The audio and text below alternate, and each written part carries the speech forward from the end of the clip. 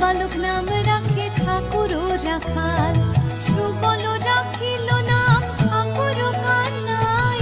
শ্রীদাম রাখিল নাম রাখাল রাজা ভাই,